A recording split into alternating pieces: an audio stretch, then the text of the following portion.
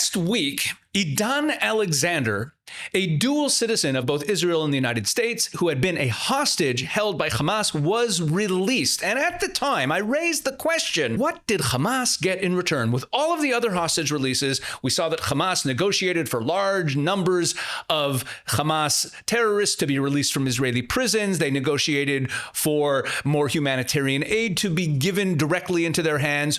What exactly did Hamas want for releasing Idan Alexander? And it was a mystery. I was not the only one who raised this question, but now we have the answer. Have a look at these clips. We're looking at Gaza, and we got to get that taken care of. A lot of people are starving. A lot of people are, there's a lot of bad things going on. ישראל וחמאס נתונים תחת לחצים עצומים.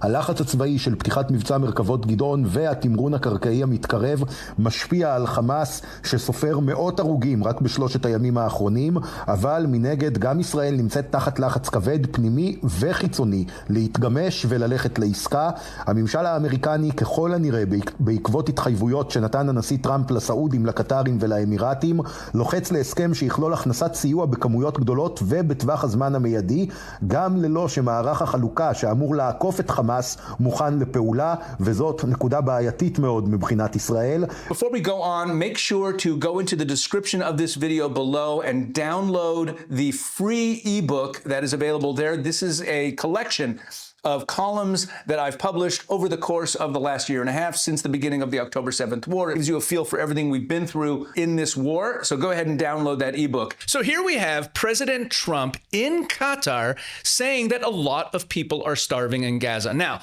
that is actually not true. The supplies of humanitarian aid in the storehouses in the Gaza Strip are running low. The estimation is that there's about a month left of supplies before they actually do run out and there's a crisis, but no one in the Gaza Strip is currently starving. It is a claim that's been made throughout the war by the enemies of Israel. In fact, when it was investigated by the United Nations, they came to the conclusion no one in the Gaza Strip was starving, even though the claim had been made that Israel was starving the population. There are enough supplies. No one in the Gaza Strip is currently starving. Of course, food prices are getting very expensive there because the supplies are running low. And we talked about how Israel already has plans in place to start distributing the humanitarian aid differently. But here's Donald Trump saying that many people in the Gaza Strip are starving. And then we have this report from Channel 14 News here in Israel, Tamir Morag, the senior political correspondent for Channel 14 Cable News, telling us that there is intense pressure from the Americans on the Israelis to resume immediate shipments of humanitarian aid into the Gaza Strip, into areas that are still under the control of Hamas. Now, if we go back to the Idan Alexander release, according to CNN, Hamas leader Mahmoud Mardawi told the Hamas-affiliated Al-Aqsa TV that they conducted direct negotiations for Alexander with the U.S. that would lead to the resumption of humanitarian aid to Gaza. CNN also reported that Qatar and Egypt, in a joint statement, called the release of Alexander, quote, an encouraging step for the parties to return to the negotiating table for a ceasefire in the Gaza Strip, the release of prisoners and detainees, and ensuring the safe and unhindered flow of aid to address the tragic situation in the Strip. If you put all the pieces together, it's becoming very clear that what Hamas got in return for the release of Idan Alexander was a commitment from the Americans that Israel would resume shipments of humanitarian aid that would go into the hands of Hamas. That's what Qatar and Egypt mean when they say the unhindered flow of aid. They mean aid that would go into Hamas's hands, into areas still under their control that Israel has cut off for the last couple of months. See, but here's the thing about that commitment by the Americans that the Israelis would resume humanitarian aid. Israel never agreed to it. The statements from Israeli officials from the Prime Minister's office surrounding the release of Idan Alexander never made any mention of the resumption of aid. And now the Americans are pressuring the Israelis to resume the humanitarian aid in large quantity. A few videos ago, I talked about Israel's overall strategy for victory in the Gaza Strip, which included setting up humanitarian zones that are fully under the control of Israel Defense Forces, where humanitarian aid would be delivered directly into the hands of the population. So Israel is planning the resumption of humanitarian aid, and that's coming soon. The exact mechanism for this delivery is not yet fully in place, but it's been planned to be in place before the supplies in the Gaza Strip run out. But let's pull back the camera for a second and ask a larger question. Why is the resumption of humanitarian aid so important to Hamas?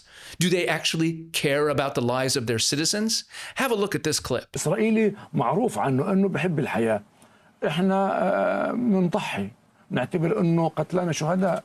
فأمن يعني أهم أمنية عند أي واحد فلسطيني أنه يستشهد في سبيل الله دفاعا عن الأرض. That clip that you just saw was a Hamas leader talking about the glorification of death and the desire for death on behalf of Gazan or Palestinian citizens. This is one of many, many quotes that we could bring you of Hamas leadership talking about the value of the death of their civilians in their overall war against Israel. They've said repeatedly themselves that part of their strategy in defeating Israel is to maximize civilian deaths so that Israel is further demonized and that their people welcome this martyrdom.